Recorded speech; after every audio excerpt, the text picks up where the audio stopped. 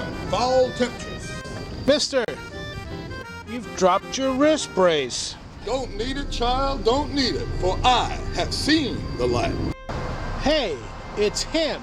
It's that guy. It's David, what's his name? Why, yes I am. And what's your name, little girl? Bobby, sir. Well, child, and everyone within the sound of my voice, when it comes to stress-related wrist, hand, and finger pain, as Bobby's my witness, I will never need a wristband again.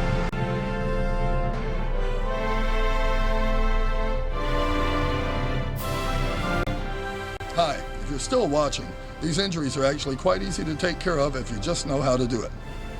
Come down here, please. Just because the pain is in your wrist does not mean that's where the root of the problem lies. For these types of injuries, you start up here around your forearm. You can start inside the crease or just below the elbow. You can use your fingers or your thumb.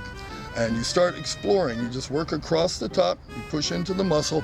If there's a sore spot, believe me, you'll feel it. If it's not very sore, it's not much, you might have to push harder, but if you've got a bad one, you're going to hit it and it's going to kill you. Now you can use your fingers over the top.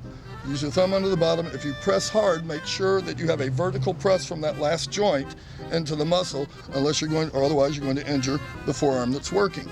So, once you find a spot, and I've got a couple here, I've got a minor injury in my finger and wrist, right in, there we go.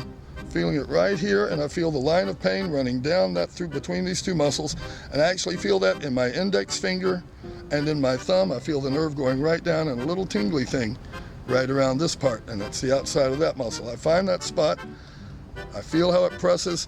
There's pain involved, but you feel the difference. It feels like, oh man, that really helps, but it hurts like hell to help.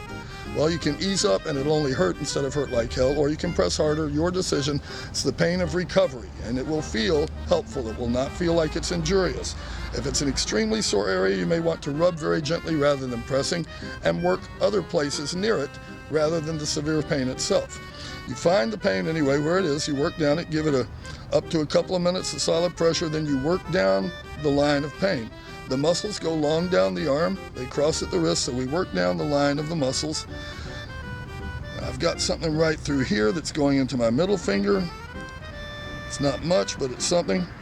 And I'll look around on this side, and I'll find actually, because I found it earlier today, on the inside of the muscle, the same sensation going down the line of the nerve and through here. So I have it on either side of this muscle. I have affected areas. I work the pressure, I work down the line to look for collateral. Now, just because it stops hurting here and it doesn't hurt in this area, it doesn't mean there's not something farther down. So always explore thoroughly inside the edge of the bone, top and bottom, inside and out. Now, very often, especially with carpal tunnel, you end up right, actually, I feel this, it's a pressure point. Now, it doesn't hurt me, but watch what happens to my fingers when I squeeze that spot. That's a major carpal tunnel area. It has a lot to do with the rotation of the wrist at that point. And if you have severe pain, this is a spot that's going to wipe you out, but it's really going to help you too. You spend time there. You may find one over here, you may find one up here or over there. The wrist itself, you can work, you can rub, but I assure you the injuries come from the imbalance of muscles in the forearm as they cross the wrist. One pulls too tightly, one pulls too loosely, and you've got a joint that is now being compressed, a nerve that's being compromised, and sadness, sorrow, pain, possibly tingling and numbness in your hand and fingers. So you work down through the forearm thoroughly on all sides, spend as much time as you need, and remember, don't press with the thumb out there. It'll tear this stuff up. You won't find out till later, and you'll be real sorry. There's no point to re-injure yourself with it or injure yourself somewhere else to take care of an injury in one place. If you've done all of that and it feels good and you have pain in the hand, look around your hand, but avoid pinching here where so many people do. That muscle attaches right along here and it's open back there. You pinch too hard, you pull some of that fascia out, you bruise the area, and this gets sore as it can be. So be gentle in the palm. This is a good spot here. All of these spots are good as long as you don't work it too hard. Remember, err on the side of caution. If you're new to something, do 80% of what you think you can do, not 100. Next week, I will show you exercises for the hands that mitigate the possibility of carpal tunnel beginning in the first place. Thank you. See you soon.